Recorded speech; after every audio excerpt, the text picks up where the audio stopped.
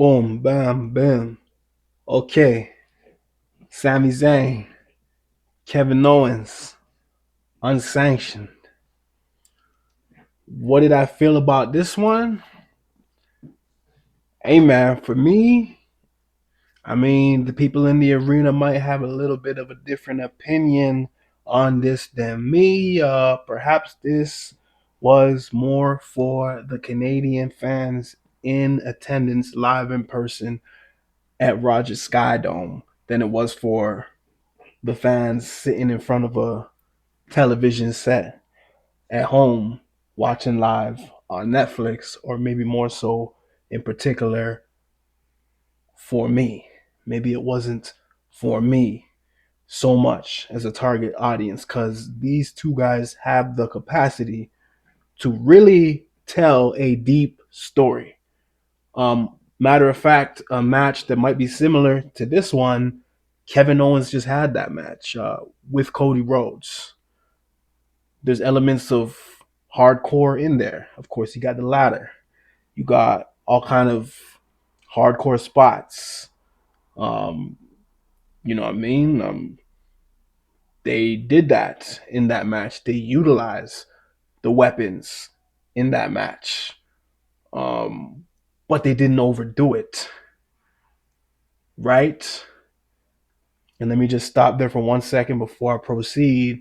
Not the best example to go head on head with the one I just gave with the match that Kevin Owens had with Cody Rhodes at the Royal Rumble earlier in this year. But you had Sami Zayn in a big match with Roman Reigns a couple years back. Was that at Elimination Chamber as well? One of those early year pay per views. Anyways, great storytelling in that match, great pacing in that match, great gut wrenching emotion in that match. I wish they would have used more of that emotion to really drive the story home of the hatred between the two, and not only go all the way in on the hatred, but where there's hate, there's love. These guys have been friends for 20 years in the business. I would have liked to see a moment where maybe Sami Zayn was going to use some sort of weapon that could not only end Kevin Owens' career, but his whole livelihood. We seen in the promo he had where he said he went to Kevin Owens' house and was maybe some sort of ill intentions, and then he went back kind of on his word, and he was like, man, I don't know, it didn't feel right. I don't even know why I showed up to his house. What I'm saying is that he showed some sort of remorse, and his mind and his heart, maybe more so, still reminded him of, hey man, this is my friend. You know what I'm saying? This is like a brother to me. And do I really want to go all the way there? Where not only is it gonna affect this man, but his family, his mom in that scenario. So I would have liked to see a scene where maybe Sami Zayn was got some sort of weapon, such as a barbed wire chair. That's a pretty extreme weapon, right? And maybe he's about to hit Kevin with it in a very defining moment of the match. And even though he said he's not going to hold back and he's going to go all the way there with Kevin, in that moment, he gets cold feet and he's like, man, I don't know. Like, this is my brother. Do I really want to hit him over the head with this barbed wire chair and decapitate him, end his career, hurt his family, make his mother shed tears? Do I really want to do that? Is that really who I am? He has to question himself and question his conscience. They could have done that in the match. I feel like he hesitated maybe for a moment with that barbed wire steel chair, but then he just hit him like 3 times with it. And it was kind of like, and that's my whole problem with the match. There's a lot of weapons used, and they weren't really used with meaning behind the weapons. It was just like a, you know what I'm saying? Just going crazy with the weapon, just hitting each other over the head with anything. And the crowd's like, yeah, we want more blood, we want more carnage. It's just like a display of carnage. And cool, you can have that match. I understand the appeal to that match. Like I said, maybe in the arena that's fun. You know what I'm saying? And maybe that was the contrast because they knew later on they're gonna have quite a gut wrenching moment to some degree with the Cena heel turn later on in the night, and with Punk losing via Seth Rollins interfering, not fully leaving the chamber and hitting him with that curb stomp and having his dreams crushed in the process. So that's a somewhat of a gut wrenching emotional moment for the crowd to take in while we're watching Punk's WrestleMania dreams be vanquished by Seth Rollins. So maybe it's a contrast thing. They wanted this match to just be an intense carnage, weapons everywhere, people getting hit with everything, including the hockey stick. But it could have still been crafted better. I don't know. Maybe it's just because I just came off of not too long ago watching the Triple H versus Shawn Michaels blood feud, former friends turned bitter rivals, SummerSlam 2002, I believe. And that's a great example of some of the framework which I think this match could have used. Because hitting guy with the chair over 10 times and then getting the 2 count, I mean, it's really far from reality. You know, it only seems to me like later in the match, it's almost like Sami Zayn remembered, oh, right, I have a compromised neck. That's right. And once they clued that into the match and the commentators were able to use that as something for us to get emotional about, that's when the story of the match started to were reminded of the story and things started to pick up and there was a bit more of that emotion in every hit that Kevin swung at Sami. At that point, we were feeling it in our neck. The whole match should have been like that. That's my problem with the match. I understand it's Canada. Of course, use the hockey stick. You could have still done a few of those spots. You could have just been a bit more creative and protective of the storyline and framework of the match. It's an unsanctioned match, So I even see these guys going for like pins, like halfway through the match, like doing something absolutely devastating. What did he like? I don't remember what the name of the move is right now, but that kind of twisting fisherman neck breaker, I guess it is a twisting fisherman neck breaker that Kevin Owens did off of the top rope to Sami Zayn, I believe, through uh, a table or two. And straight away goes for the pin and 2 counts after Sammy was probably hit with, I don't know, over 15 weapons at this point in the match, and just an easy 2 count. And it's an unsanctioned match, so you can actually protect not having to go for these counts and then getting these kickouts that doesn't fully make sense when someone just got hit by all these weapons. I'm not saying you have to make all the way sense. It's wrestling. Of course, we can play with reality a little bit, but they went a little bit too far with it, in my opinion. Especially because these guys could absolutely produce something monumental. This should have been a big moment for them. They could have created a masterpiece. This is pretty much their WrestleMania match. I don't think they're ever going to get another one. They've done this feud. These guys have matched up against each other with a similar storyline multiple times. This is the time they're both at the height of their career. They both have so many absolutely fantastic matches under their belt. They're really trying to build Kevin Owens right now as a really psychopathic heel before he prepares to go against Randy Orton. This is in Canada. This is in Toronto. It's not Montreal, but it's in Canada. It was time to really create a masterpiece. And unfortunately, they fell short of that, in my opinion. You know, um, so I'm a little bit disappointed in that because I had high hopes for this match. I figured this was going to be the match of the night. Of course, there's so much excitement and emotion in, let's say, the chamber matches because it's more about who's who's gonna win the match. That's what those are more about. And that right there is your story and your emotional attachment to the chamber matches. So who's going to come on next? Who's going to get eliminated? who's gonna win. You don't really need a backstory. But this was a blood feud. This was a match with a backstory, and they should have been able to execute better than that. You know what I'm saying? So, like I said, I would say around more so the end, or let's say halfway through the match, they started finding their rhythm, finding their pace, making things make a bit more sense, making things have a bit more meaning. So I did like to see that. Then you see in the commentary, this is too much. Come on, Kevin. We got to end this right here. And I think what I like, one of the best things I like that thing, who was it? Way better. So they can. It's unsanctioned. And Michael Cole is like, it doesn't matter. At some point, enough is enough. Shit like that. That JR type of style with Triple H. He's gone too far. God damn it.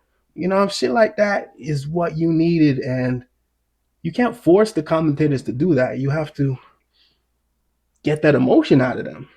And they did start doing that towards the end, but a little too late in my opinion. But regardless, still a pretty good contest nonetheless. Definitely could have played on that unsanctioned thing a bit more. Like I said, the fact that these guys are doing pin attempts in the middle of the match. I mean, it's an unsanctioned match. Like, the point, it's not really a real match in that sense. You see what I'm saying? So going ahead and just pinning a guy like it's a regular contest that you're going to get some sort of reward out of, like, you're not getting a reward out of it. You're really just trying to end this guy's career. That's what they're trying to do. So it really only makes sense to go for a pin after you've done everything that you could do to end this guy's career.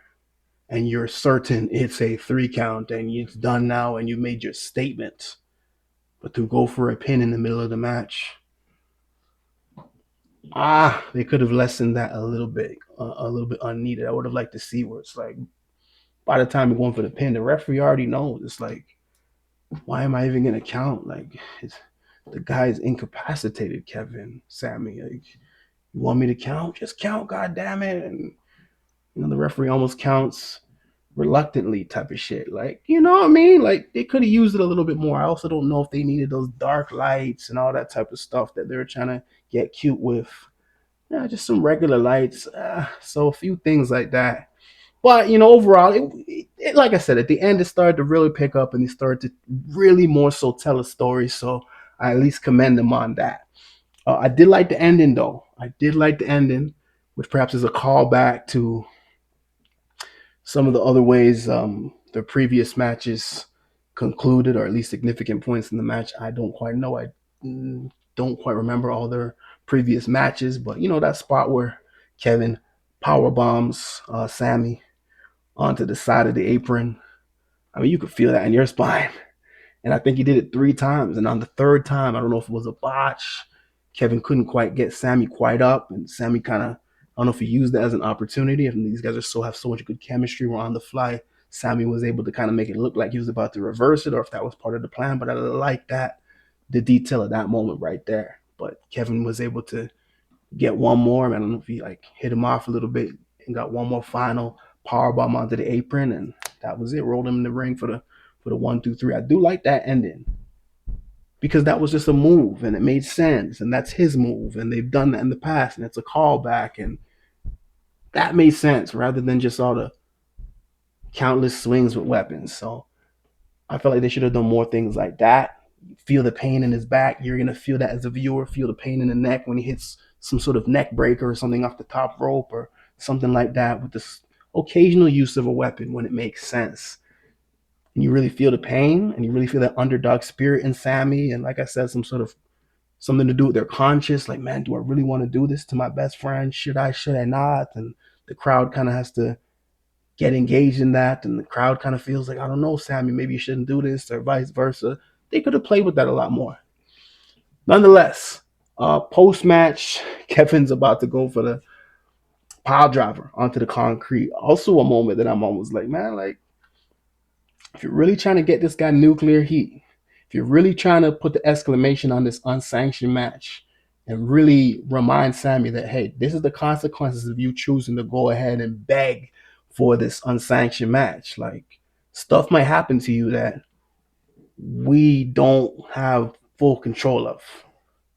You know what I'm saying? And if you really want to get Kevin Owens to that next level of heat, give him nuclear heat, because he's gonna need it. If he's gonna face a psychopath, a known psychopath, like the Viper Randy Orton at WrestleMania, he's gonna need as much heat as he can, and he has built quite a bit of heat. I mean, he was the man that took out Randy Orton with a power driver for months upon months. But I think they could have actually went ahead with that spot on Sami with the power driver onto the concrete to really get Kevin to that next despicable level. Imagine how the announcers would have been on him like that after something like that. Woo! So I would have kind of liked to see something like that, not on some carnage bullshit. And perhaps the reason they did not choose to do that is because, remember, the pile driver was banned legitimately for being a move that is too risky to do. Okay, so maybe obviously they've now allowed certain people to perform the move that can perform it safely and still make it look devastating. Kevin Owens is that guy that they gave the green light to on the pile driver for certain moments to build a story, to really drive home the danger and the psychoticness of Kevin Owens right now. It makes perfect sense for his character, and he can do it safely.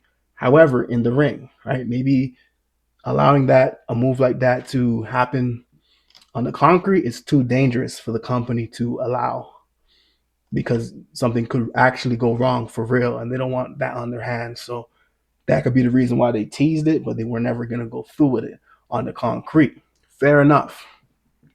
I think they could have still done it though, but they couldn't have done it in the middle of the ring, right? And you might say, okay, well, he already did the package power driver to Sami in the middle of the ring. Uh, so that's not really advancing the storyline. Fair enough. But he did not do the regular power driver to Sami, the same one that he used on Randy Orton, that took Randy Orton out for months upon months, right? And if we compare the two, the package power driver that he did to Sami Zayn and also the Cody Rhodes, they were back in a relatively short period of time to fight Kevin Owens at an upcoming pay-per-view. For Cody Rhodes, it was Royal Rumble. For Sami Zayn, it was Elimination Chamber in a matter of weeks, right? Very little downtime versus when he did that pile driver to Randy Orton. I mean, he's not back until now, right? So which one is more effective? Which one is more dangerous? Which one is more devastating? The regular power bomb, based on that logic, right? So if he did that to Sami Zayn, that would differentiate. He doesn't need to go for the concrete power driver spot now. Do that in the middle of the ring to Sami Zayn. The regular power driver, that's more devastating. And then that's also a callback. Oh, what? That's the same one he did to Randy Orton. Oh, and then now you start the feud between, or reignite the feud between Kevin Owens and Randy Orton. Put an exclamation on that one.